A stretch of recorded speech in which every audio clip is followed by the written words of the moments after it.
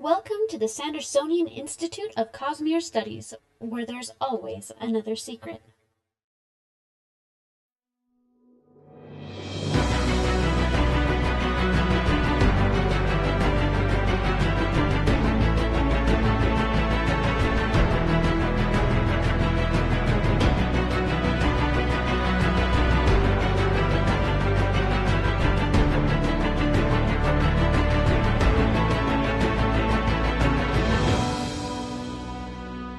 Well met, Sixers, and welcome back to another episode of the Sandersonian Institute of Cosmere Studies. Today is August 6th, 2018, and we are recording episode 11.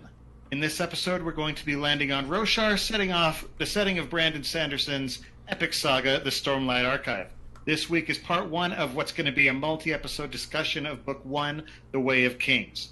For our audience members who are listening to the podcast or watching the videos on YouTube, don't forget we record each episode live at www.twitch.tv/innkeeperstable. We run a live chat during the recording of each episode, so if you want to be a part of the discussion, join us here every other Monday night starting at 7:30 p.m. Pacific Time, 10:30 p.m. Eastern. We are looking forward to seeing you. I am Bill, and as always, I am joined by my dadgummit, I stumbled on it. I am joined by my honorable co-hosts, Amy and Jordan. So close. I was worried you were going to say crusty or something, and I was like, oh, don't say crusty. That's not going to sound good. Crustaceous. Oh. No. I don't know. It still does not sound glamorous or anything like that. So how's everybody doing tonight? Good. Yeah? Anything exciting going on, or... I have 2 weeks before the cosplay contest entry deadline, and I have a lot to do. I have not made the dress at all. Oh, but that's gonna happen. My. That's gonna happen. It's planned to start tomorrow, and the lady who's helped me make it, she's like, "We can do that in 3 days," and I'm like, "Okay." So that's this week is making a dress, and then I have to do the wig because I have the wig like it's got the streaks in it now for Lady Tremaine, but now I have to style the sucker. And it seems scary. So, but I'm pretty close. Other than that, it's just those are big things to do. So yeah. I'm just getting over. I had a fever flu thing going on all weekend. If you see me just randomly shifting into a Ghostbusters jacket, understand that I'm just getting cold again. Oh, and that sucks. I'm feeling way better. Well, that's good. Just don't get me sick. That's the best goal, isn't it? You stay down in your dungeon. Yeah. It's not a dungeon if I'm voluntarily here. Yeah, it is. There are personal dungeons and all sorts of stuff that we put. There's like psychology involving all this stuff. I don't believe in that. We're not going into that. Oh, nuts. Oh, we're going into that. This is the Stormlight Archive. Psychology matters. Oh, there is definitely going to be some psychology talk tonight. Now, before we dive in, just as a reminder to those of us who may just be tuning in for the first time, the way we're handling our discussions of these books is, first, we're going to just do a discussion for several episodes on each book, and the general plot points and things that stood out to us. Once we get through that, which will take some time because Brandon is an incredibly prolific writer and we're grateful for that. But once we've gotten through that, we're going to start going back and we're going to look at some of the overlying themes, some of the potential theories, what we're calling aluminum foil hat theories, because they can't manipulate your emotions if you're wearing an aluminum foil hat. So, but beyond that, we're going to have, some bonus episodes when we have thoughts. But if you want to ask us a question that we might discuss, then feel free to email us at cosmerestudies@gmail.com. We might actually talk about any questions that you ask. So yeah, before, like we said, these are long books. For those of you who aren't necessarily familiar, you've probably read this if you're here. But if you haven't really looked at it, that is a tome right there. When they coined the term tome, this is what they were talking about. This book specifically They were actually referring to Way of Kings before it came out because it's enormous. But because of that, we're going to need to split things up a bit. So the way we've decided to do it is we've kind of got three main storylines going on. So we've got Kaladin, we've got Shallan, and we've got Dalinar. Mm-hmm. So what we're probably going to do is we're going to do an episode devoted to each of those stories. And once we've done that, we're still probably going to have enough for another episode when we're looking at the interludes and the epigrams and all the little side things that are going on in the background. So this week, Kaladin. Kaladin with spear. Yeah, I found a file online for this is actually like a scan of a prehistoric spearhead, and I was like, hey, that'll work. So I'm gonna make Kaladin spear someday. Well, and of course, we know in his big battle against the Shardbearer, he picks up a spearhead that has been broken off the shaft. So he does, yeah. I'd like to correct you. He doesn't pick it up. He snatches it out of the air and then jams it into the dude's eye. Which I also want to point out, another thing that Black Panther stole was snatching spearheads out of midair and then stabbing people with it. So when we're talking, so when we're talking about that fight with the spearhead, that's the thing that done did it. So now, before we dive into Kaladin's story, I do want to talk a little bit about the setting of this book, because this is one of the most non-standard settings that Brandon has designed. What was your first giveaway? Axe hounds that aren't dogs? Have you seen the pictures of the axe hounds in the book? They're yes, so I have. Looking, but they creepy. have turtle heads. Like, their heads look like snapping turtles. With antenna. Yep. With antenna. Because antenna. They're almost cute. But the thing, so people have asked Brandon where he got these ideas, because this is a very odd world. And he said he was inspired by looking in tide pools. So, and you just seeing, have you ever seen a tide pool? Mm-hmm. It's got all these just I came from weird... Washington State. You've seen a tide pool. Yes. They've got all these fun little creepy crawlies, and you look at it like, I don't want to touch it, but I'm really, really curious. Yeah, it's weird taking my kids to the aquarium, and it's like at the touch pool, and I'm like, and I'm not letting them put their hands in there. Well, and then they have like the anemones, orange remembrance, the anemones that you get close to them and they just sort of suck in and hide. And he really does a good job of portraying that when he's describing the vines and the grass and how they suck in and hide themselves from the storms. And it's really interesting. There was one interlude, I can't remember the character's name, but she's in Shinovar, and she's like, the grass doesn't pull in. Doesn't hide. Doesn't hide. She's like, this is so weird. And I'm like, that's really, it makes me have to twist my head almost to be like, what's normal to me is really bizarre to her, and I have to look at it from that perspective, and it's interesting. Right. I think that's Risen. R-Y-S-N, is that right? Yeah. Yeah, that sounds right. I don't know, I'm audiobook only. I'm spelling everyone's names wrong. Let me tell you. I was wondering why there were typos. Oh, when I first finished this book, I went onto TV Tropes, because that's what I typically do once I'm done with the book. And I was confused. I'm like, man, who is this Jesna character that I kept seeing? And then I suddenly clicked, and I'm like, it's one of these things again. Yeah, I was. I hate Jays' wives. I hate them.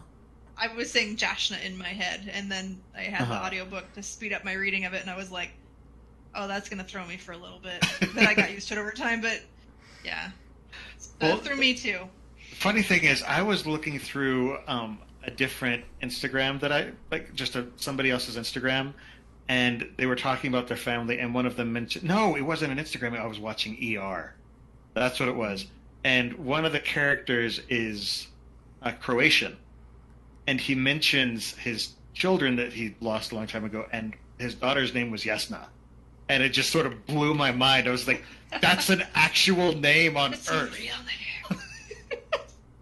And so it was just really, really kind of a neat little, especially because the show predated the book by several years. But But no. So yeah, I had to double check myself a lot, just writing in the margins here for the little bookmark we have on screen, because I swear Kaladin should have a second L in it.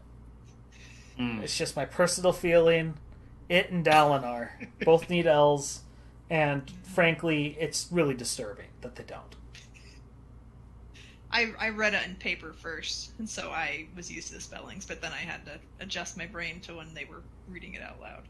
Well, mostly for Yasna. The thing about Dalinar is, because Jordan and I play World of Warcraft. There's a place called Dalaran, and I would get those backwards so many times for a while, because it was like, Bright Lord Dalinar, or Dalaran. Wow, I can't even get it wrong when I'm trying to. So I am just on it today. What a curse. Anyway, so Caledon. Well, anyway, so a little bit more about Roshar, because the other thing that's cool, I love this concept of the high storms. These storms that come not necessarily totally regularly, but predictably. And they're just so harsh, and they always come from the same direction. And they always get weaker as they're going west. And so how that impacts the landscape, because there's this buildup of material on the eastern sides of buildings, and there's, building, and towns are built so that there's always a storm break to the east. And it seems like people would pick certain areas over others just because it's more protected from the storm. Well, exactly. And that's sort of how the book starts with Kaladin in the slave carts, and right. So because he talks about how they just sort of put a tent over it, or or flaps or something over it. They pull the wood boards from the bottom, underneath, and they put them to cover it up. Yeah, and it's something. It shows how travel. It's a really clever way to both introduce Kaladin's situation as a slave, and also the problem with travel in a world where a hurricane could blow across you at any moment. Yeah. And the way it impacts stuff like agriculture. Because when they're they talk about they harvest these polyps that have grain in them. That have grain sort of a grain inside. And it's an interesting way of how things evolve, because they have to survive some way, and so if they can't plant fields like this, they're going to cultivate other ways to grow food. And the seasons aren't predictable either. Like spring and summer and fall and winter are not normal lengths; they vary, which I thought was interesting too. I don't remember realizing that last time I read it. Right, that reminds me a little bit of Game of Thrones, because it's a different kind of climate, and when they say winter is coming, or how there's a long winter or a long summer, it just because the climate doesn't follow our rules, and so it feels alien. Yeah. So, anyway, let's get into Kaladin, the Bridge Boy. So his story is kind of split into two chunks. We've got the main story that's going on during this time, and then the way that Brandon has divided up each of these 10 books that are going to eventually fill up the Stormlight Archive is each book has flashbacks for one character. And so this one is Kaladin's book. And so there are flashbacks to years before the main events of the story, and then there's Kaladin and how he's working in the current parts of the story. So, and it seems like sometimes it's directly related to what's happening, and other times it shows why he's influenced the way that he is, or that he's biased that certain way. Yeah. So kind of, it's not always because there's a few times where he's sort of traumatized and he sees it in his head, versus other times it's just you, the reader, get to know why he feels the way he does. So it's very interesting, just all the various things. Like Kaladin is like what, 20 years old, 19. He's like So 19 or 20. It's hard to figure out because apparently the time on Roshar is different. Yeah. The years, I believe, are shorter. So they say he's 19. I think he's supposed to be, in our years, about 22 or 23. But even still, people look at him and say he's young. Like yes, he's very young for. But he has lived everything. an incredibly full life already. Oh, it's been a rough one for huge chunks of it too. Well, and just the fact that he grew up in this small town, was planning to be a surgeon, then planned to be a soldier, then planned to be a surgeon again, and then ended up being a soldier, and then loses his brother, kills a shard bearer, loses his team, becomes a slave. It's just the man is a living pendulum. Well, I mean, I think we're done. You just summed pretty much the whole story up. So, no, but it's just one of those things. On behalf of Amy, Jordan, and myself, we're good. We're good. No, just no, but it's one of these things where you sit there and you watch his story, and at the beginning, we know only a few things. We know that he is a slave. We have no clue why. We know that he is the son of a surgeon. Because he says that. And so his understanding of medicine makes sense to us, but we don't know why. And we know that he used to be in an army of some kind, and trying to figure out how those facts fit together is like you have to have the flashbacks to have that make sense. And we know he has the brand that means dangerous. Yeah. And so the shash. And then you have Syl flitting around that he's like, it's just been this wind spread that won't leave me alone either. But he gets lonely when she isn't there too. So it's kind of that love-hate relationship there a little bit. I wonder if Brandon had been playing Zelda when he started writing this, because he's basically got. It's Navi. It basically is. Right down to hey, listen. Listen. But the thing that I love, like a lot of people have mentioned this, and I've seen articles about this. One of the things that's kind of special about the Stormlight Archive is the main characters are all broken in some way. Like, heavily broken. Yeah, Roshar is I a broken world. It is so broken. I actually, for one of the 6-7, I think it was like a couple weeks ago, I actually posted a link from it was a Tor article about all the mental illness that basically all the poor characters have. And so for Caledon, it's clinical depression. And it seems it seems like he has seasonal depression too, like that. Yes, seasonal affective disorder. Yeah. You see that in the flashbacks where he talks about how especially during the riddance, but the weeping. And the weeping, he's like, I hate it so much. He's like, he's like, it's just the constant rain. And I think I had a roommate who had it a little bit, and so she would have a light that she would hang it, have that on her desk. Right, a vitamin D light or a sun lamp. That's what it's called. Yeah, so like it would get the sunlight, and so it would help her mood and everything else. Yeah, and that's one of those things that I find interesting about it is just the fact that even before he has all his tragedies, come heaping down upon him, he already had this because he was always depressed during the weeping. And so it's just like, and then on top of it, his family's getting constantly picked on as a kid because, and he was ostracized to a sense too for a little bit.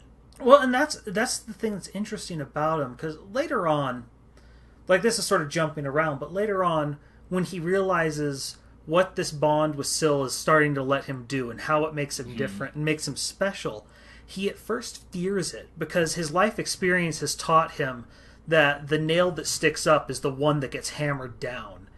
And Japanese parable. Yeah, and he's terrified of this because he saw what sticking out did to his father in Hearthstone, and he's not comfortable with the idea of being special in any way. And especially when he's a bridgeman too, because it's even more dangerous because he's already on everybody's bad side, and if he stands out even more, then and I mean, there's the whole connection to the Radiance too, and he's like, if people start connecting me with that, I'm gonna get killed really fast or hated or whatever the case may be. Yeah, and I don't know, I found, because there's so many fantasy stories where it all starts out with a kid who's from a small town who, is tired of this boring life, and the Belle Little Town song and all that stuff, And it's like Kaladin's the opposite. He wanted to. He has the Violet Parr Syndrome. He wanted to be normal in a family of exceptional people. And I don't know. I found it very interesting because it's just backwards from what I'm used to from my fantasy. Uh-huh.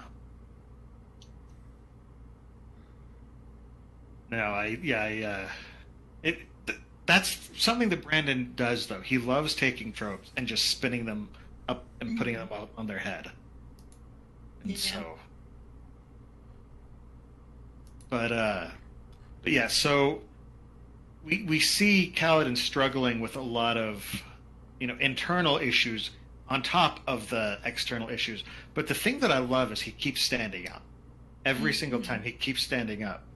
And that one scene where Syl shows up with the Black Bane. Oh, man. That was just one of the most poignant scenes to me.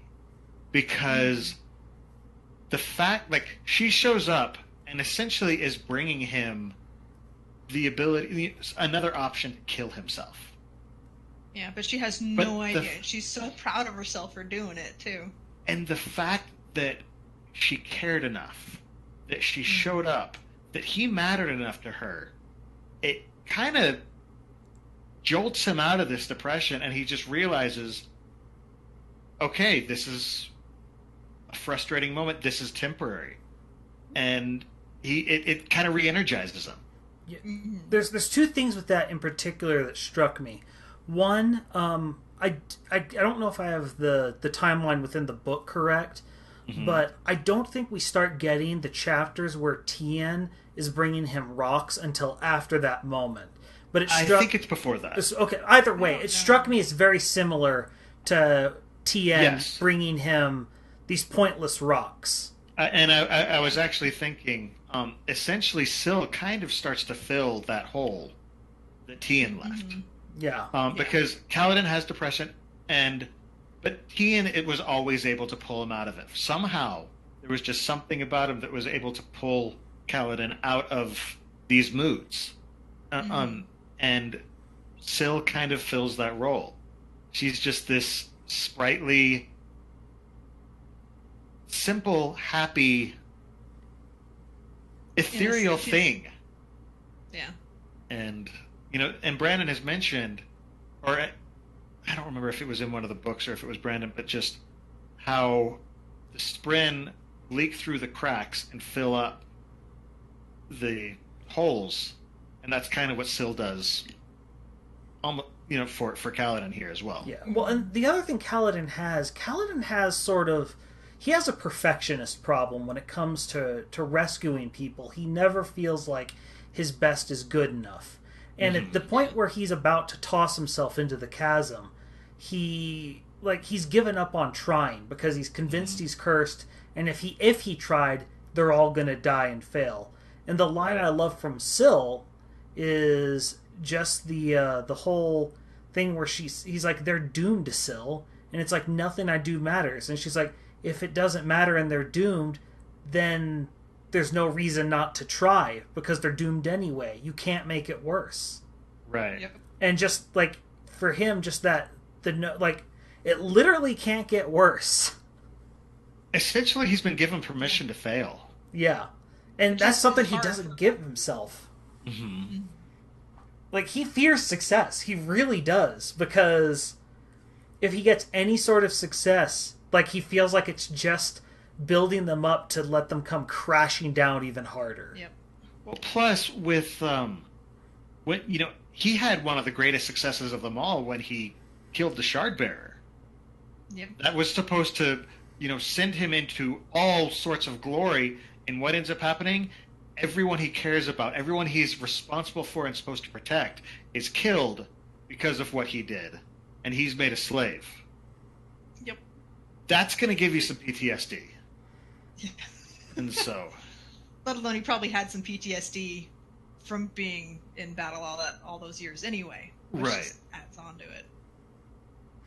I think it's interesting that we get his first battle towards the end of the book, and when he kills somebody to protect Tien, and you just see that sort of thought go through his head, and he's kind of in shock. He's like, I just killed a man.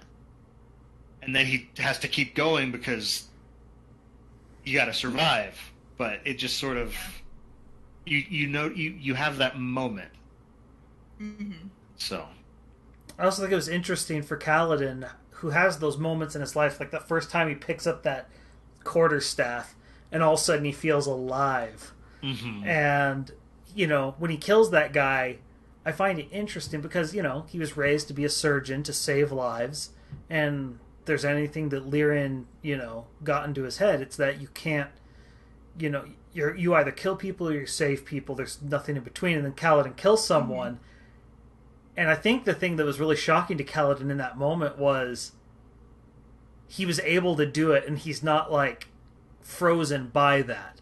Right. It was more like the realization, oh, I can do this. And it doesn't traumatize me like my father thought it would. Yeah. Or kept right. It would. And then before that in the page, on the actual pages, but of course after that chronologically, when he says, I am protecting by destroying or by killing. Mm-hmm. Yeah. Because that's sort of the quandary he's been going through his entire life, based on what his father told him, is it possible to protect by killing? And his father was just absolutely, no, it cannot be done. But for him, that's sort of what the Windrunners do. They're protectors, they're bodyguards. And you can't protect unless there are some threats that you have to kill. You cannot just keep pushing them aside, because they will keep coming at you with death in their eyes or whatever. So. Yeah. Well, and that's also part of his interesting struggle that he has to go on, is the fact that it's sort of easy for him to want to protect these fellow bridgemen. Mm-hmm. And at first, it's just like, okay, Bridge 4. But as soon as he starts, Bridge 4 starts being better, he starts looking to the other bridge camps. And he's like, I should be able to do more. And it's just that constant, it's that constant struggle between the two halves of him. The one that cares too much. The part that Lyran warned him, you've got to learn when not to care. And the part of him that made him a bad surgeon is because he cared too much and he couldn't let go. But it's also this, the other half of him, the part of him that gets, frankly, really, he hates Light Eyes. He hates, the order they bring, that makes him a bad soldier, because he doesn't follow orders very well anymore, because he's got a very Kelsier disdain for royalty. Oh yes. Mm-hmm. For similar but very different reasons. Yeah. Yeah. Oh, they channel it in very different ways. Mm-hmm. But it'd be interesting to see an interaction between Kelsier and Caledon. Well, and the thing is, Caledon gets hit right at the end with the fact that Dalinar is everything he says everyone says he is. And he has to confront the fact that, no, I can't just blanket them all the way I want to. Because you see that. Well, when he sees Adolin defend that whore in the middle of the street. Sorry, she was a Light Eye, so she was a courtesan. Yeah, he tries to justify away and say, oh, well, he's just doing it for some other reason. He couldn't have been truly altruistic, Yeah, he can't give him an inch. Everybody's got an ankle. Yeah. And then he's mean to Adolin by the fact that he doesn't pass on the message that he was asked to pass on. At the same time, he is right. He gave him free coin and then didn't decide to follow up. It's like, what did he think would happen? Yeah. So he was a little bit assuming, of, oh, well, you're just going to do it because I'm who I am and you're the Dark Eyes and I'm a Light Eyes. That's just how it works, kind of a little bit. So Adolin has some growth to do too. But yeah. But we do see a lot of growth in Adolin in this book. We'll talk about that in a different episode. That's the other thing. But that thing you point out there where Adolin, just, oh, you're going to do it because you're a Dark Eyes. At the very end, when they actually go rescue Dalinar's army and Kaladin shows up, he's like, okay, who's the commanding officer here? That guy's dead. Like, who's in charge? That guy's dead. Well, that guy's dead. And he's like, okay, you have a field, because that's the thing. You're promoted. It's just like, it's like, you got a field commission. They have a problem. It's like, if you have a problem, they come talk to me. But it's like, but he just has such a presence to him that it's like, everybody's like, oh, okay, there's something to focus on. They have the right attitude, the right presence, and they're like, okay, I can work with that order and that structure, right. and they just go with it. And then he's like, they just listen to me. That's weird. Well, that's one thing. I love because this is his soldier training where he realizes they're well trained. Because as soon as someone takes charge, they get in line. They just need someone in charge. It reminded me very much of one of my favorite. If you're a fan of schlock mercenary comics, there's the 70 maxims of maximally effective mercenaries.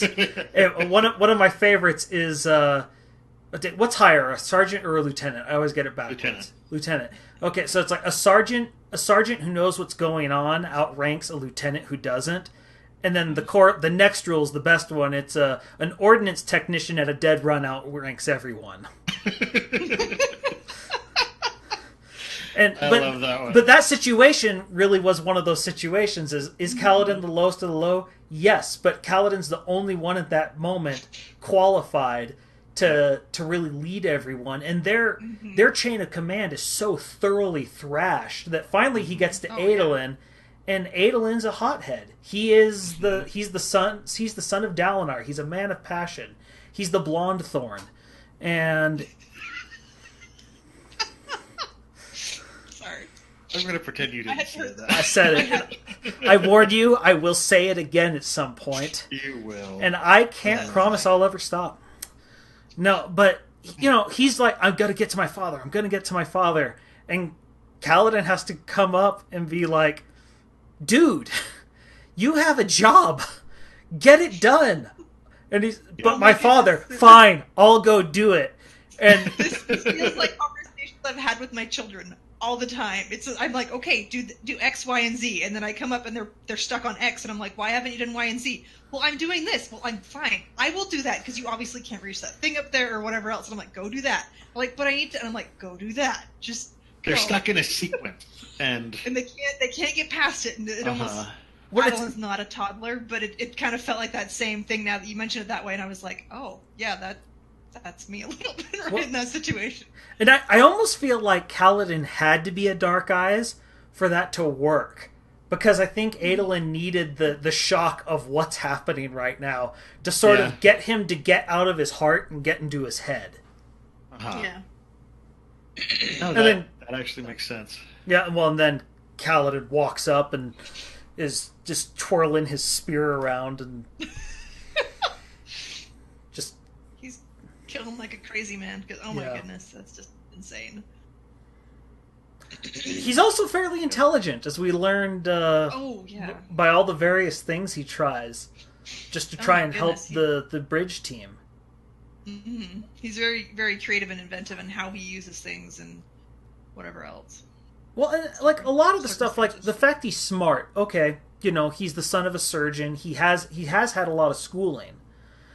The part about him that's interesting, that's unique to him, is how he's just a natural-born leader.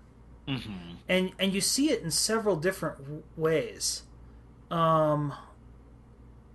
where he just suddenly, like how he brings Bridgeford together and realizes that, okay, we're gonna start doing midnight meals, and there's a few different things. Because first off, he decides to lead by example. The very first day where he picks up the lumber and he just starts running back and forth, and everybody thinks, oh, he's just showing off. He's just trying to get us. But then he comes back the next day, and then suddenly they see him and they start to watch because they're like, is he going to come up today? Is he going to do it? And he keeps on doing it. And then on the bridge runs, he stays standing, and they see that he doesn't have to collapse every time, and they're like, wait, that might be better. To not have to be so exhausted between each section, But the thing is, he also comes back and he immediately expects to be obeyed. If they don't obey him, he doesn't throw a tantrum. He just acts as though they're going to obey him. And if they don't, he comes back the next day and does it again. And they just start falling in after a while because they see, this guy's for real. And it's almost like the same sort of epiphany he had to have about Dalinar, they had about him. It's like, this isn't just somebody who's saying something to look good. they're actually doing it, and because Kaladin doesn't just want to be, he recognizes that there are people out there who only act like what they want to be seen as, but they're really different underneath, and he doesn't want to be that. And so he's seen plenty of hypocrites already, so he doesn't want to be one either. Mm-hmm. Well, now I think bringing up Dalinar is interesting because one of the things Dalinar always says to Sadeas about the bridge crews is, you should, as a leader, you shouldn't be ask anyone to do something you're not willing to do yourself. Mm-hmm. And it parallels just very nicely with what Kaladin does as a leader, and shows that how alike the two men are. Without he doesn't even ask them to do it when he's willing to do it. He does it first, and then he tries. Basically, he shows them how to do it by doing it all the time. Sort of like, again, with Dalinar. Dalinar lives the codes. Yeah. And Kaladin lives his own codes. Yeah. And so I hadn't really ever made that specific parallel until just now, but I kind of like it. Yeah, that is a good one. I also like that it is, Eltscaller points out in our chat, that Rock picks up the log just to test to make sure that it's not hollowed out or something. Yeah, because they're like, wait, is he faking us out? Uh-huh. No, that's really just heavy. like, oh, that's a real thing. But I like that Rock, because Rock is just so naturally outgoing, and I love Rock. Well, and I love the weird relationship him and Teft have. Mm-hmm. Because they're basically his seconds. Yeah, but those two in particular are a weird pair because they're nothing alike at all. Mm-hmm. And on top of it, they have a lot of disdain for how the other one views life.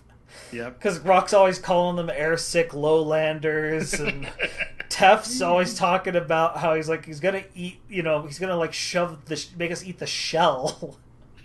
And he's like, I don't make you eat the shell. Speaking of airsick lowlanders, I love that that's the insult that Brandon has for them. Because he lives up in the mountains, and so he's just like, you have too much air.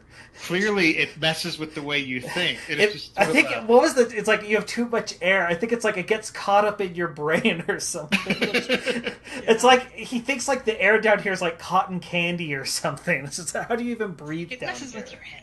How do you breathe this? Airsick lowlanders.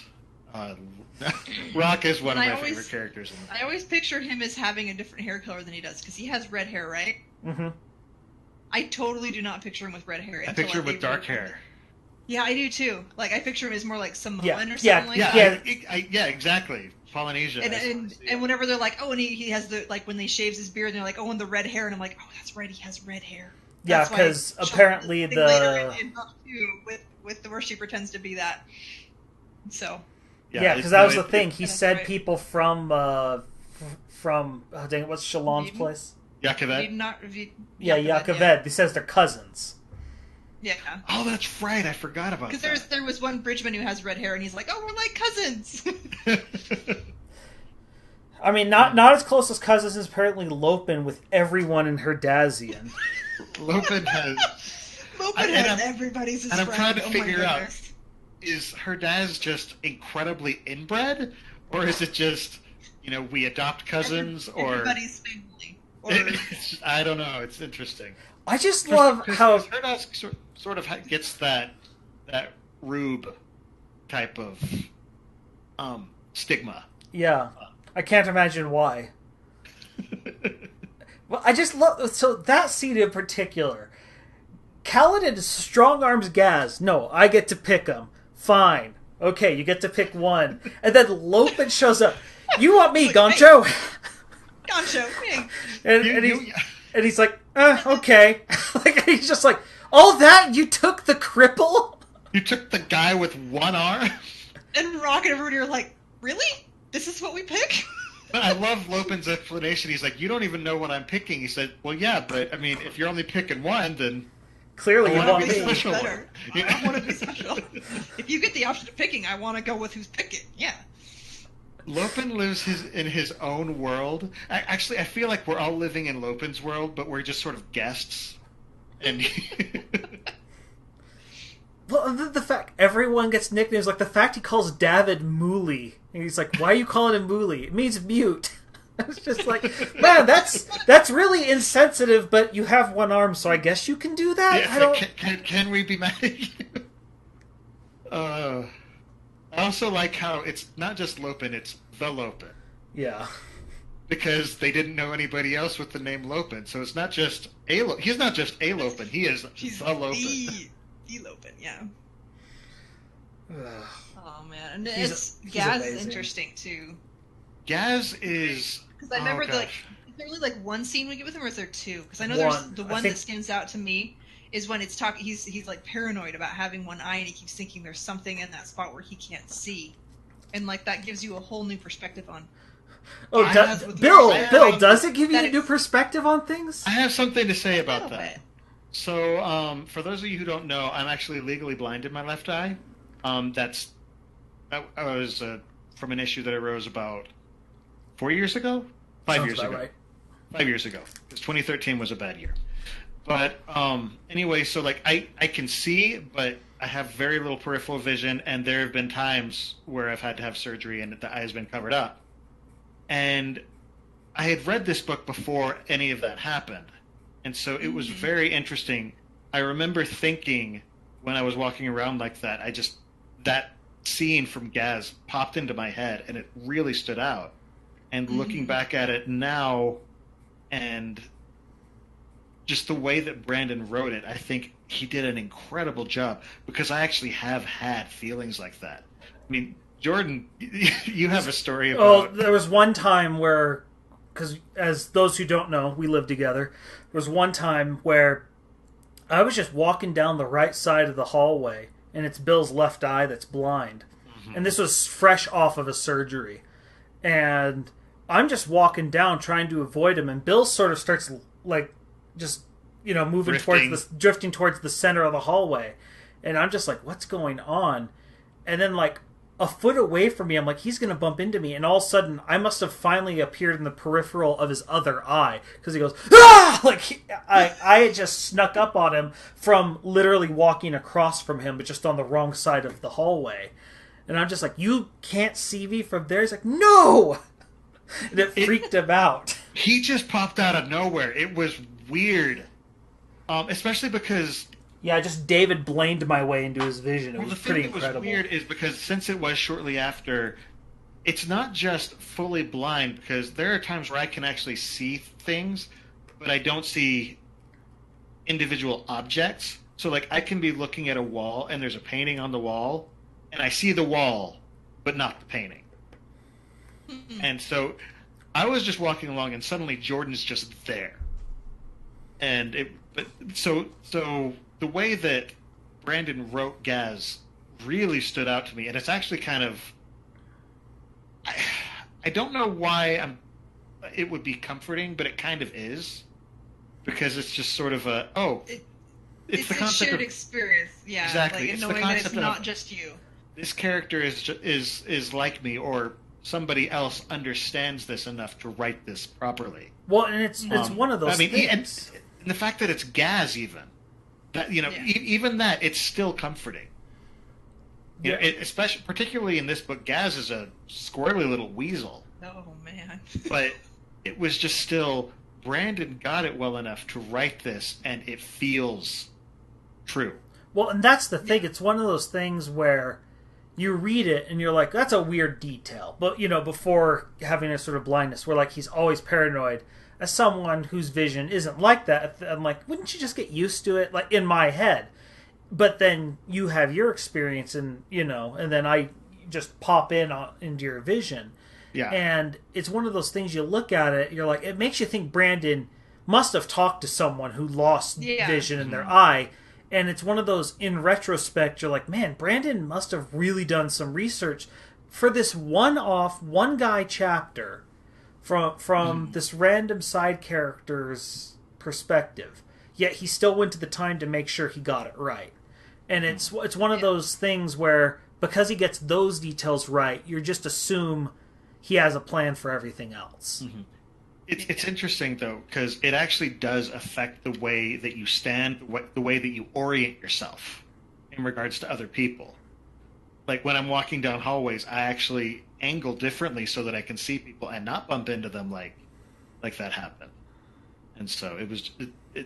But yeah, it's a fascinating little bit where I feel like Brandon did his research and it paid off. Mm-hmm. One of the other interesting things about Gaz that I liked, and this was from Kaladin's perspective, is that Kaladin interacts with him and immediately realizes, crap, this is the exact type of dark eyes you don't want to deal with. Someone who's basically climbed up as far as they're going to go. And now they're just going to take it out on everyone else below them because they have nowhere else to go. And then he meets, Laramar? Was that the name of the guy above Gaz? Lamaril, that's what it is. Lamaril. Laramar's last book. Dang it. Yes. Okay. Technically, Laramar. So. Yeah. Jeez. Anyway. And he's like, oh, crap, this is the exact light eyes you don't want to deal with. A guy who's way low level is basically a dark eyes. And so he's going to take it out on everyone else below him. And you see him doing it. Roshar was the same. Yeah. But you see, Roshar was someone who was higher up and then got banished. Mm-hmm. And the thing that I found Caledon doesn't know those details at the time. He knows that he suspects, but he doesn't know. We don't find out until 2 or 3. I don't remember which. Next book. Yeah. Next book. Okay. Yeah, but the thing that's interesting about it is that we do see him bullying Gaz. We know that Gaz, for some reason, owes him money and is desperate enough that he needs Kaladin's very meager salary to help him pay this debt back. Which you're like, Caledon is only making 5 diamond chips a week. And this debt is getting 1 extra diamond chip is apparently enough for Gaz to help him stave off. And you're just like, how little does Gaz get paid? Where 1 diamond chip, you're just like, he really isn't that much better than a bridgeman. It's just, he's just there. Now that said, can we talk a little bit about that scene where Kaladin does confront Gaz for the first time? Where he just starts walking, and he's just walking towards him. Gaz sees him, starts talking, and Kaladin just keeps going, grabs him by the throat, and pins him to the ground. He's just like, okay, here's what's going to happen. You can tell that Kaladin has dealt with people like him before, and he's like, well, he's not going to be nice, so I'm just going to have to go in there full force and just deal with them. When he knows a bully when he sees one. Oh, yeah. Not just that. Kaladin has just come back from, I'm about to jump off a cliff. He is riding some adrenaline right now. Oh, yeah. And he's just like, okay, I need to get some momentum because I don't want to go back there, so I'm going in this direction, and you're in my way. Well, his specific line was something to the effect of, you're not dealing with Caledon, you're dealing with his ghost. He died. I died in that chasm. And it's like, and now I'm back, and you're dealing with this, and you don't get a screw with me. It's just, it's so satisfying. There are a few moments like that in this There's book. nothing more dangerous than a man who has nothing to lose. Oh, yeah. But the thing is, Caledon also realizes I can't just bully him because if I do, he's going to go to his superiors and I'm just going to get killed. Yeah. And so he it's the whole the stick and the carrot. Yep.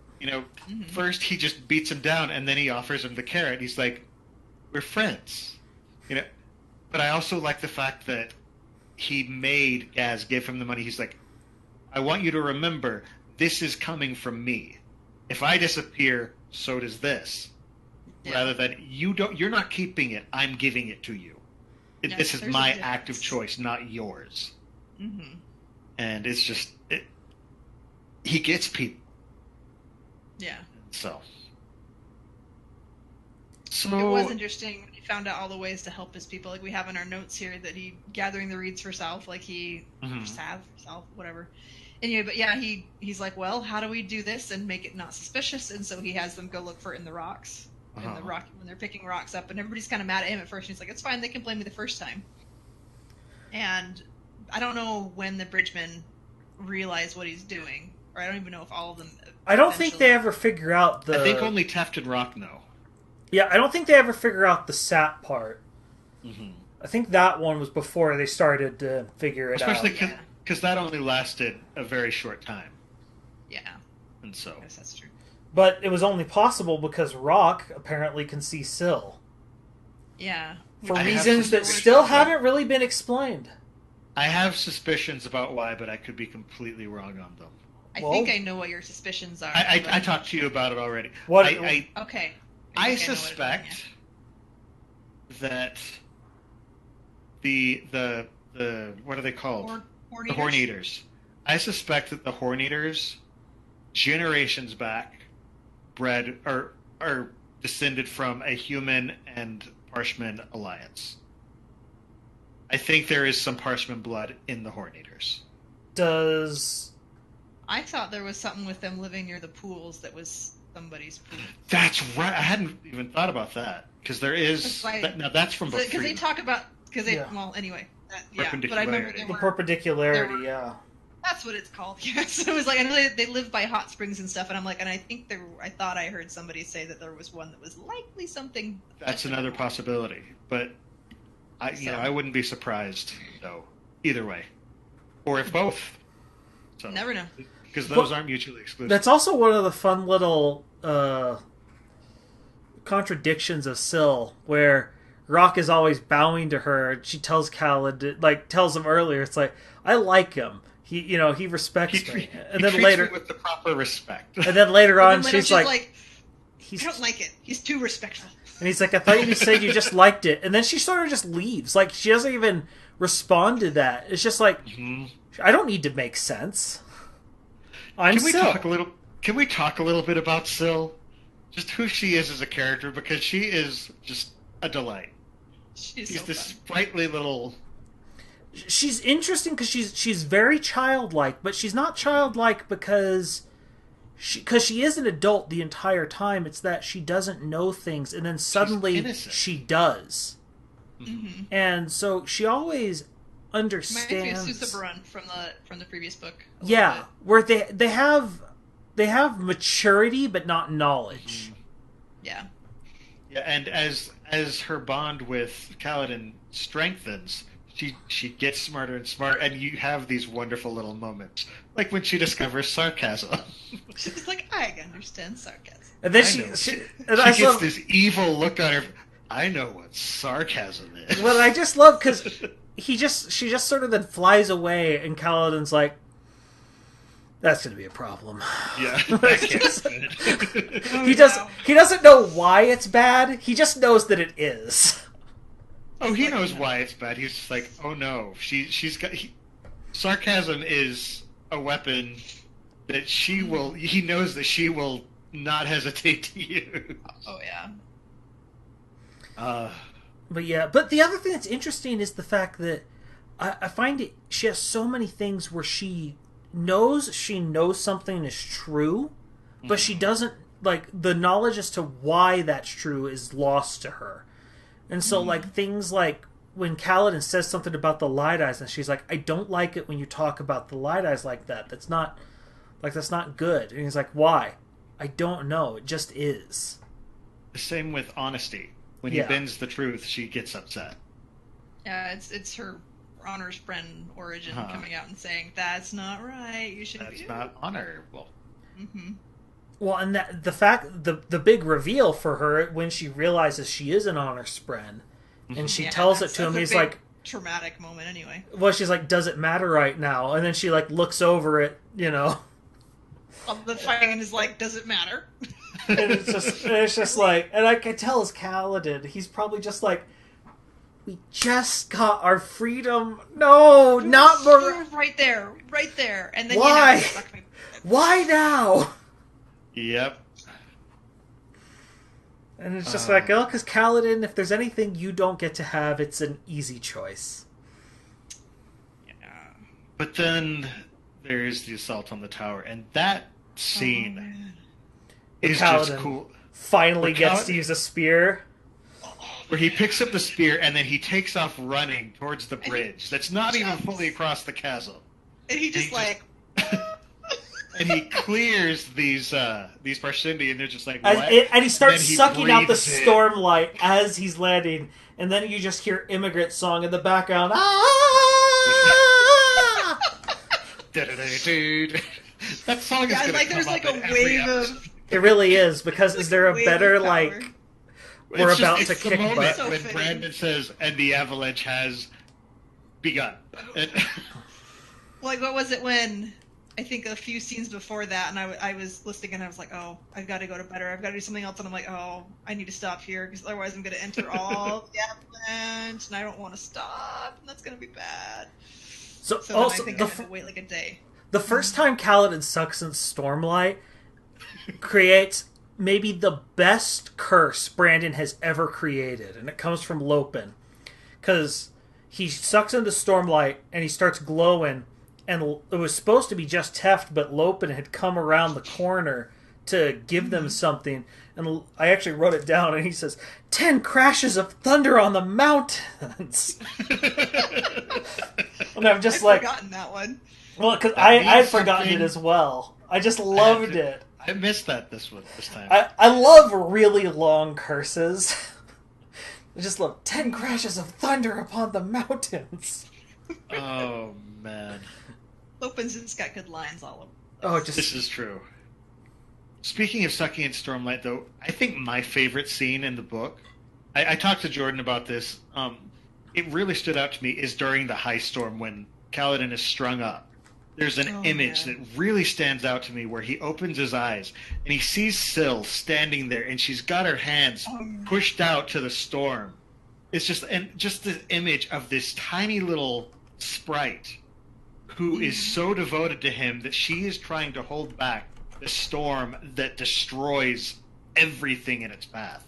And she's just like, no, he is mine. I will protect him no matter what comes at it. And just that image, it burned itself into my mind the first time I saw it. And I love.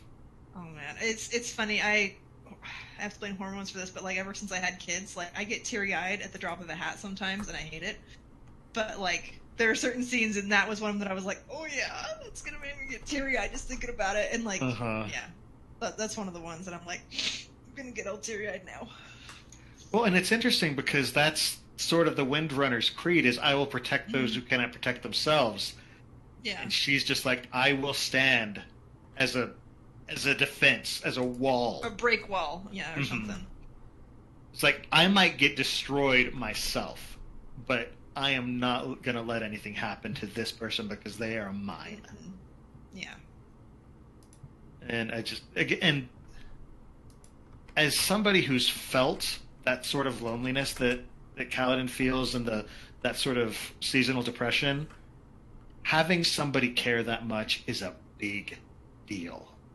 Mm-hmm. And I think it mattered for Kaladin because, and for him to see that, he's barely holding on to consciousness, but he opens up his eyes and he sees her just breaking the storm for him. And so. well, and then after that, where she's fending off the death spread. The death spread. Yes. And he's like, I'm totally hallucinating this, and it's like, no, that's an awesome image of her like making her sword and just not touching him. He is not dying. Yeah. I don't know. It's just it's interesting, and the fact that Teft is standing there, and the fact Teft gave him the first. Stormlight. He feeds it to him. He's Yeah. like, wait, is he gonna do it? Oh, he did it. He's like, okay, I have to keep giving him, but I can't. Well, do it it's too because fast, he gave people him are gonna the realize. original chip that he used in the storm itself. Oh, and he sees that it's done when he. Yeah, When they and get I it just right. love that After where a high storm. and he's like, And it's like that should not be the case. and Yep. he just Yep. starts to realize it. Yeah, and Well- I love all the little lines that Teft does where he's like, "So have you noticed anything weird lately?" And Kaladin's just like, "What is what up with are you prodding for? You're fishing for something. And he's like, nothing at all. I'm not prodding. No. I also love that there's an old saying, carry a chip with you sphere, or something. carry a Carry a sphere sphere into the in your high storm, pocket. and you'll always have light. And it's just like, there's a reason for it. It's just, again, a very cool little detail because this is what feeds folklore. Well, and that's the interesting thing about their money in this world is their money is both a light source and a source of power for surge binders. Mm-hmm. And so you wonder if, like, did they use this as money before the Radiants were around? We don't really know. Like, is that sort of where it got its special nature? Mm-hmm. But the fact that it's still just lights is also interesting because the cheapest way to keep something lit is money. What? Mm-hmm. It's free energy. It only lasts for so long, but it can always be also steady light, which is why I also like the concept of Lirin. Mm-hmm. Was he had on loan this giant goblet filled with spheres because he needed a steady light source when he's operating. Yeah. Well, and the treasures of Wait. Where was Shalon at the entire time? What's it called? Not Carbranth. Carbranth. The fact that the treasures of Carbranth are all in the Palanaeum, and it's just used to light, because it's like, this is the most secure building we have anyway. Might as well use it to light everything while we're at it. Yeah. It's true. Brandon has played with money as both a source of power and a useful, because like in Mistborn, they're using coins to fly about everywhere. Now they're basically using pennies, but it's fun to watch. Money. Yeah, it's still fun to watch Vin as time goes on.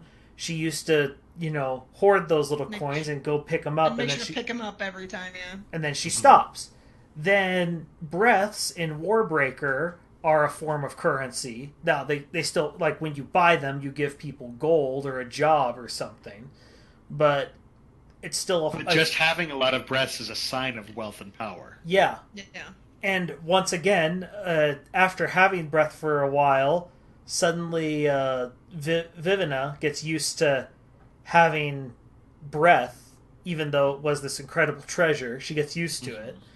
And then Kaladin gets used to having Stormlight all the time, and so he needs money, and so having the little diamond ships that he used to have, the 5 that seemed like such a treasure to him before, starts to just not matter because he just needs more. And these powers get expensive. The other thing about you mentioned the diamond chips and how, because diamond is the lowest denomination, which I thought was interesting because, and I think it has to do with the fact that it's clear. Well, doesn't it also hold less stormlight? I thought exactly. They're smaller, yeah. And so that's sort of an interesting concept because with us, diamond is sort of this is the pinnacle. When you're looking at gaming leagues, you have bronze, silver, gold, and then diamond is even above gold, but the fact that on this world, because it holds less stormlight, likely it's relegated to the least value. So you also wonder about the actual geology of Roshar for them. For their main currency to be gemstones. Yeah. So, but they're also like small pieces of gemstones, at least. So correct. You probably could get bigger gems and then. I think that was something that was also brought up. Like they talk about how they take the gem hearts from the chasm fiends and they take them to gem cutters to get them cut up into other denominations. Right. Which is interesting because they're essentially, by doing this, they're inflating the economy. Mm-hmm. Yeah. But at the same time, it's almost like if a dollar bill and a gold bill were the same thing, because there's an intrinsic value to these chips because they can provide light. Like there's a use for them outside of just the currency. So they're not just currency, right. They're also sort of the thing that backs it up. Right. Yeah. Rather than having the gold reserve, like America has and stuff like that, it is its own reserve. Yeah, it's a very interesting system he brought up. I mean, we're sort of off on a tangent, but it's still worth discussing. Yeah. Well, and it's what makes when they find that bag of coins in the chasm, not coins, but spheres in the chasm. It's what makes getting them up such a big deal, is because there are all these bigger denominations. And so when Kaladin goes and tries to do things later on, it's more light for him to use than he would have had normally. Mm-hmm. Yeah. Absolutely. Although I did love Moash constantly, just like, but that emerald one, no. No, Bad Moash. Because they can't spend it, and he knows it. Yeah. Yeah, because they would be totally suspicious for them to have that sphere at all. Also, I'm just glad that we can hate Moash right from the start. It makes me feel better. Moash. Uh, It's really interesting how many little things I've noticed with the foreshadowing this time around, and I won't go into them because we don't want to go spoilery for the future books. But I'm like, oh, that links up, and that links up, and that links up, and it's really interesting rereading it. And I know I say it for every book, but I'm enjoying realizing it and going, I wish I would have picked that up the first time, but I had no way to know that I could pick it up from the first time. Though I am kind of kicking myself for not connecting Shalana and Taravangian more. What's going on with them? Or no, it's not Taravangian. It's Capsule? Ellicor. Ellicor? Wait. I'm talking about the Spren stuff. Oh, okay. Oh, yeah. Yeah. Yeah, but also the other thing that... Sorry, this is going back to Bridge 4. That's fine. This is the episode that we're supposed to focus on. No, it was interesting to me was the fact that that they all sort of got involved with Kaladin in different ways. Mm-hmm. And, like... Because Moash really didn't give Kaladin much, leeway until he mocked Kaladin, and then Kaladin showed off what he could do with the spear, and suddenly they all realized, oh, he's the real deal. And then, he's real. Yeah, but not Scar. Who's the world singer? I keep forgetting his name. Sigzil. Where Sigzil's really quiet and doesn't talk much and doesn't like to talk about his past up until he starts to engage Kaladin, but once Kaladin reveals his Stormlight powers, Sigzil doesn't shut up. Mm-hmm. It's just like, how long can you hold it? What can you do it? We need to develop tests. Quantify this? We have to quantify. And that's when I realized, Sigzil is my spirit animal. He wants to make stats for this. This is good. It's now that he knows that you can do something, he wants to know how much can you do it. Mm-hmm. Okay, now speaking of Sigzil ties into a character that I always want to talk about. Oh, yeah. And we can't... He shows up across multiple characters. Yeah, we'll probably talk more about him in other episodes, but yeah. But he deserves a little bit of discussion today. Of course, I am talking about Hoid. Who's this Hoid? They call him Witten here this time. Yes, so this is the most major part that Hoid has played over the course of any of the Cosmere books. Mm-hmm. And so this is going to sound weird. This is Hoid being the most Hoid he has been in any of the previous books as well. I feel like this character, there's still something much deeper than we see here. Yeah. But he likes playing this sprightly. Yeah. I keep saying sprightly.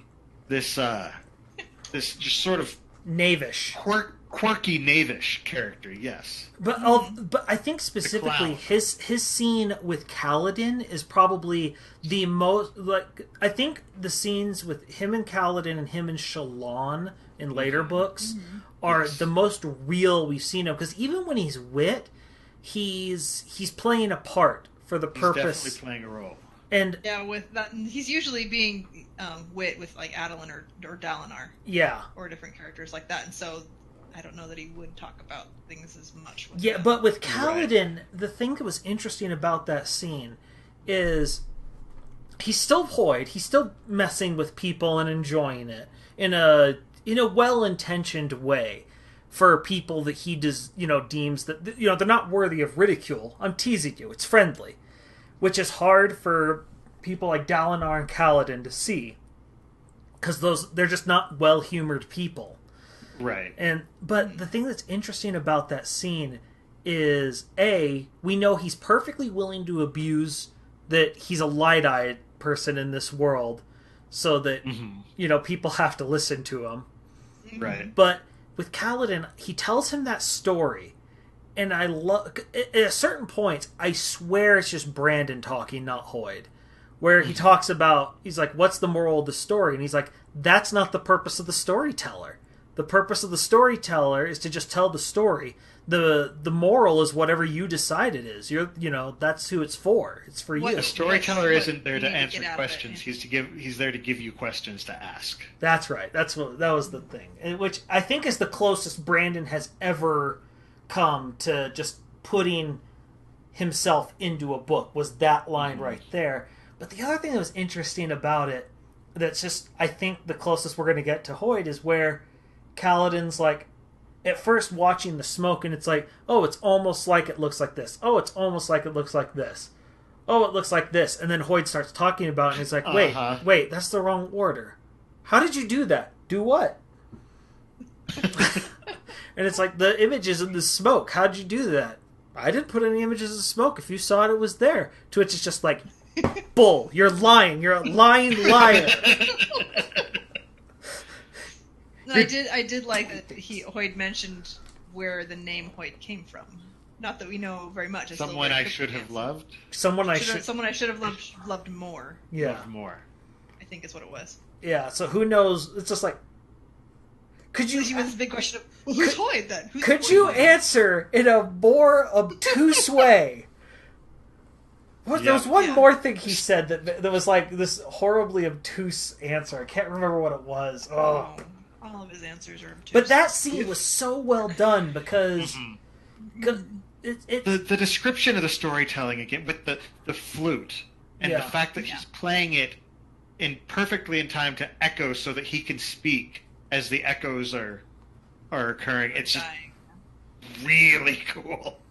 Well, and the fact that he knows, because he doesn't want to reveal to Kaladin that how much he knows what's going on. But like when Caledon goes to turn away, and I can't remember what the specific line was. He said some line that made Caledon think that. Doesn't he call him Caledon Stormblessed or something? No. He does, yeah. Well, that was later, but no, that was Dalinar. Yeah, that was Dalinar who did that. He might have done it later, but specifically the thing he did was Caledon turned to walk away. He's like, okay, whatever this crazy light-eyed person is doing, I don't want to be here. And then he says something about like your new abilities or glowing. Stormlight. Oh, that's right. You're worried I'm going to steal your Stormlight or something? Yes, that's. Oh no! It was the opposite. He's like, it's probably best you don't come here. You might steal my Stormlight. Because he's worried about it. And then he plays it off as your money. Your your abridgment. Oh, of course. He wouldn't know. No, of course not. It's just like... And it's just like, Hoyd, knock it off. All the time. Stop it. Stop knowing you're a character. Else Color also points out, he's not only tied to Caledon.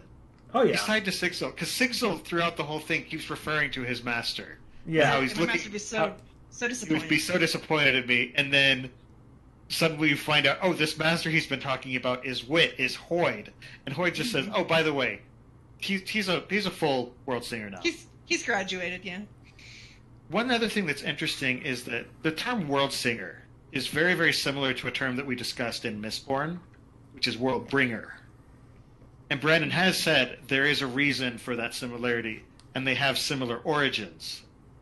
Well, if Hoyd is a world singer, then he may have actually created these orders, or some other connection that we don't know about yet. But it's just, Hoyd is tied to both, and so. Mm-hmm. Oh gosh, so much more to talk about, and we are really getting to a point we should probably start winding down. Looks like we've covered most everything except for maybe doing a little bit on the flashbacks. Yeah. And we have covered some of the stuff in the flashbacks. We haven't really talked about Roshar as much. I don't know that we really need to talk about Roshar and Laurel. Laurel felt like she was there to be his interest, but then to also point out the vast differences between Light Eyes and Dark Eyes. Because this is a girl that he thought he was going to marry, he thought he was in love with, and that he trusted. And then she sort of once Rochelle's son started courting her, she just sort of was done with him. And I kind of got a sense that she didn't like doing it, but she knew it was expected of her, and so she did it anyway. And yeah, no, I agree with you on that. But it was just, but the fact that she cared more about propriety than she did about him. What I found the most interesting about the flashbacks is Kaladin has a very weird relationship with his father. It's not an animus relationship like a lot of, these stories go. Mm-hmm. But he's stuck in between. He does respect his father. He respects him a lot. But at the same time, his father says things and he's like, that doesn't feel right. Mm-hmm. Yet he then sees what his father does and he's like, he's a brave man because he stood up to the entire town and said, let's do this. Yeah, that was when they're about poignant scene. When they get robbed. The mob outside of him and but then like, oh no. So Kaladin's like, yeah, we're not going to let Roshar bully us. Then Kaladin finds out, no, my father did steal it. We are in the wrong. And he suddenly doesn't know what to think anymore. Mm-hmm. Because part of him telling them, it doesn't matter. Roshan's a jerk. It's not his money anyway. It was, what was the previous lord? I don't know. Anyway. Wistio. And, so, and he eventually rationalizes, no, it doesn't matter. But at the same time, he knows his father's in the wrong, and he did something wrong for a good reason. And he sees the guilt his father has too. Yeah, and it's such an interesting, dichotomy that Kaladin has going with his parents, and it's one of those things where with Kaladin already struggling with the question, can you kill to protect someone? His father did something bad to help his son. Right. Yet his father says you can't kill to protect someone. And so Kaladin sees a double standard. Yeah. I mean, it's a difference of extremity, of course, but there's... Well, and that's something Kaladin struggles with throughout the books, is the juxtaposition of his oath to protect people with... the fact he does violence, and it pulls him in two directions. And for someone who is got so many, perfection issues and depression issues, it pulls him all over the place. And it's Absolutely. No wonder his heart's this ball of knots with all the things he's seen in his life. And that's where a lot of types of depression come from, is this... You see all the flaws in yourself, but you're also a perfectionist. And so this impossible standard that you hold to yourself too. Yeah, and I went to some little discussion about perfectionism, and they talked about how it paralyzes you because you're so stuck on you don't want to get it wrong that you don't do anything. You don't do anything, and you just... And I catch myself doing it here and there, but I don't think I have full-blown as bad as Caledon, but I have moments where I'm like, well, I can't do this. I can't start this project because I'm not good enough at it yet. But then I have to step back and go, well, I'm not going to get better at it unless I actually try and do it. Which, again, I have to do it. Which goes back to Syl. Yeah. He's been given permission to fail. Mm-hmm. So. We didn't even mention Amaram. That's the other thing. Because Kaladin doesn't exist as Kaladin without Amaram. The thing I find interesting about Amaram is Amaram did try to get Kaladin to take it. He did. It was one of those... when Amaram says he didn't want to do this, I do believe him that he didn't want to do this. Yes. But he saw no other way around it. Yeah, because... his moral standpoint, whatever. Yeah, and what I find so interesting about that juxtaposition is Kaladin understands how important this is historically. He's like... Because he starts counting off, I think he counts off 3 names of Dark Eyes who have killed Shardbearer in history. And he's like, right. Huh. And I don't want it, because all he can see is the blood on that blade's hands. Mm-hmm. Or he's like, this killed my team. This sword did it, yeah. I think there's more to it than that, but that gets into spoilers for the second book.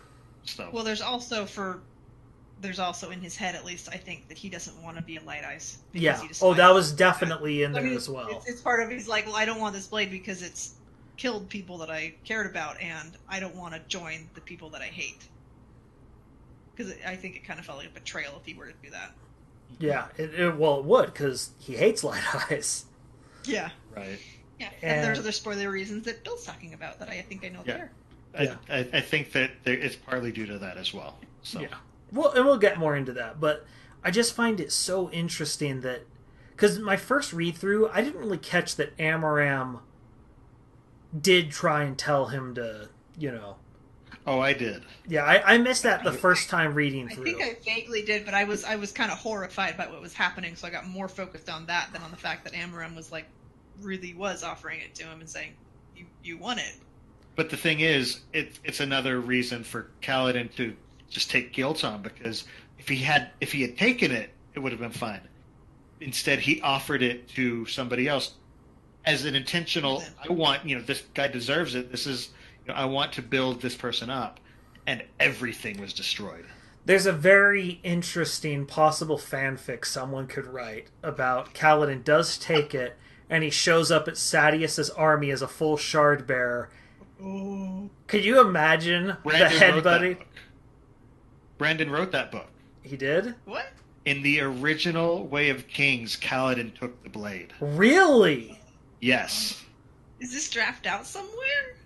I don't think so. All I know is that... Because Brandon said there was a decision that was very, very different between the first one and the second one, and people asked him about it. And so in the original book, Kaladin actually took the blade, which changes everything. Man, I can't imagine how many sparks and sarcastic words Kaladin would have for Sadius as a full shard bearer.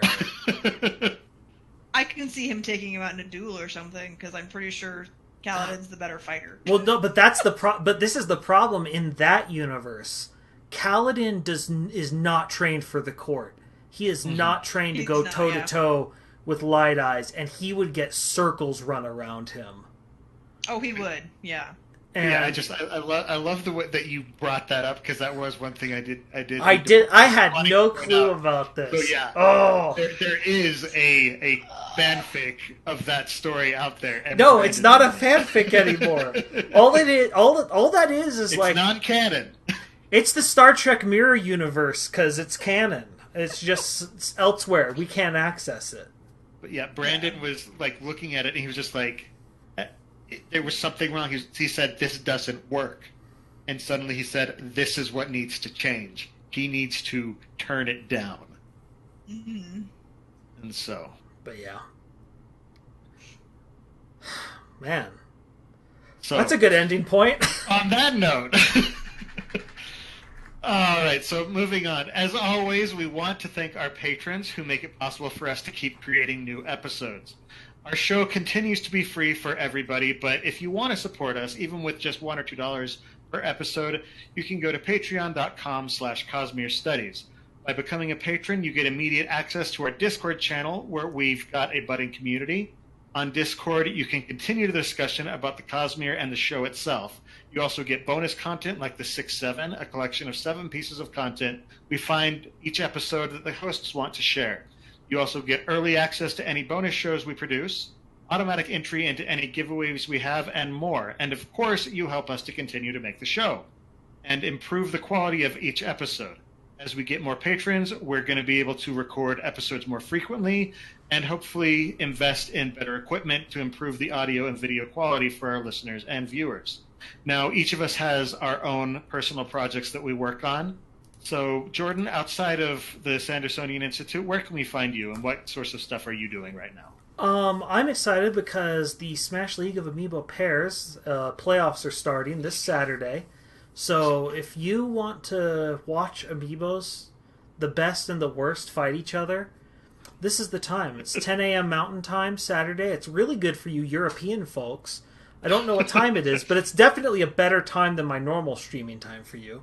So if you're interested, go to twitch.tv/Splicestream. Just hit follow so you get the announcement whenever I go live. And we watch classic commercials, it's amazing. It's really the best, and you're missing out, and you'll love it, because I say so. Also, you can root for Mikey, because that's awesome. Pride and Prejudice and Metroids. Okay, actually, his team name, it's a Zero-Suit Samus named Emma, and Samus named Other Emma. Anyway, so, Amy, how about you? What kind of stuff do you have going on, and where can we find you? I do random cosplay stuff. I am Coincidence Cosplay, and on Instagram it's Coincidence_cosplay, and then just you can find me on Facebook with Coincidence Cosplay and Props. And then on Twitter, it's Coincidence Cosp. And there's an underscore in Twitter again? I can't remember. I don't think so, because I had to shorten. Okay, so I think it's all one giant word. But I am working on. I'm trying to focus right now on doing my Lady Tremaine, the Wicked Stepmother from Cinderella, and I'm making the dress this week. It's only going to take 3 days. She promised. Only 3 days. Look, if Mice can make a dress for Cinderella in 1 day, I'm sure she can do it in 3. And I have the cane most of the way done. Grab it. So it doesn't look like much yet, but there's the foam and then the whole cane. And I have the jewelry pretty much done, and then I have the key done and all that cool stuff. So I'm doing that. That's my big thing right now, and I'm trying to get that done before the 19th because that's when I have the deadline to enter the cosplay contest for FanX in Salt Lake. So, awesome. Yep. And as for myself, when I'm not here, I am writing board game reviews at my website, The Innkeeper's Table, www.innkeeperstable.com. I have my most recent review is a game called Orléans, which is not about Louisiana. It's actually about medieval France. And it's a great game. So you all should check it out over there. And you can also follow me on Facebook, Twitter, and Instagram at Innkeeper's Table. Also, coming up, we will there's a board game for the Reckoners that's coming out, and Jordan was generous enough to actually kickstart that and donate it to the Innkeeper's Table. So when that comes in, I'll probably do an unboxing video. I might stream that here, or I might just record it and then post it later. Either way, that'll be coming up, and I'll post about that on Instagram, Twitter, and all those other things. Now, if you enjoy the show, we would absolutely love it if you would give us a 5-star review on iTunes. Aside from becoming a patron, it is the absolute best way to support us. Rating the show helps other listeners to find us and build the community around the show.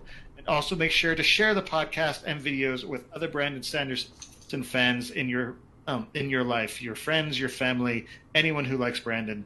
Send them our way.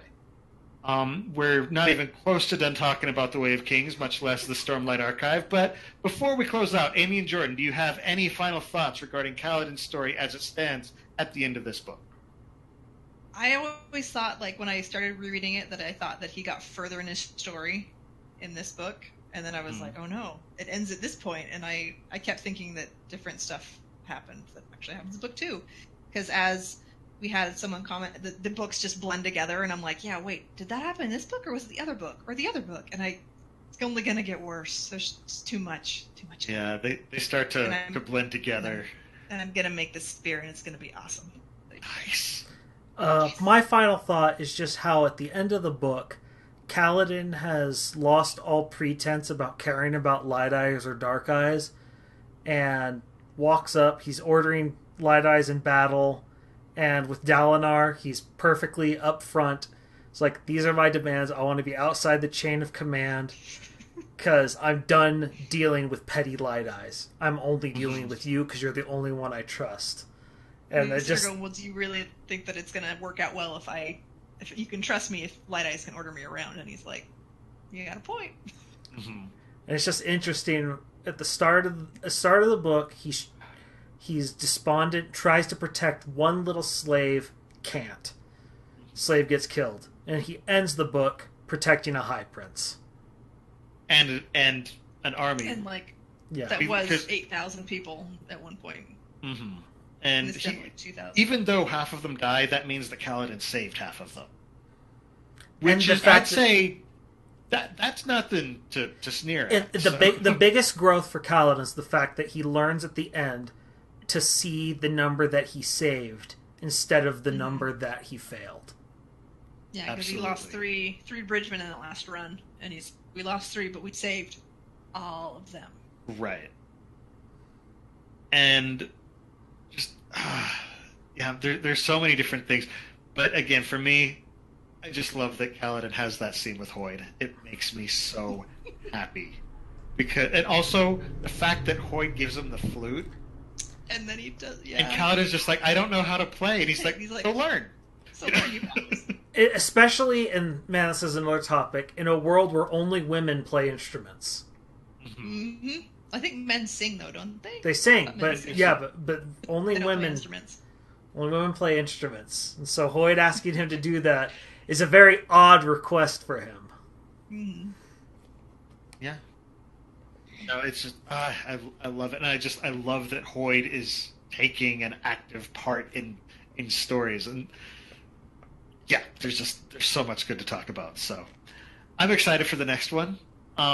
Even though I know this is probably the one that this has one of Jordan's least favorite characters and one of Jordan's favorite characters, I've noticed. Yep. We'll be talking about Shallan and Yesna during our next episode. So I'm excited.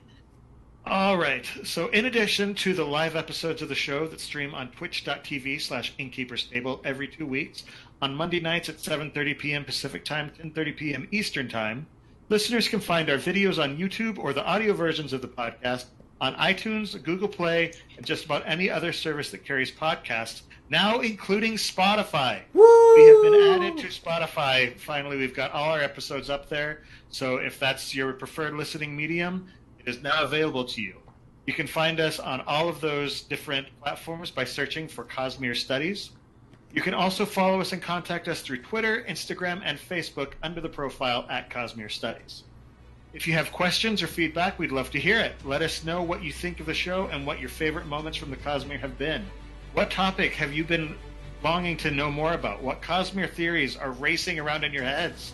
You can email us at cosmerestudies@gmail.com, as well as contacting us through our social media accounts or in the comments section of our videos on YouTube. Who knows, we might even read and discuss your email during one of our episodes. That's all we've got for this week's episode of the Sandersonian Institute of Cosmere Studies, but we'll be back for more Stormlight talk on August 20th. In the meantime, on behalf of Amy, Jordan, and myself, thanks for listening, and remember, there's always another secret.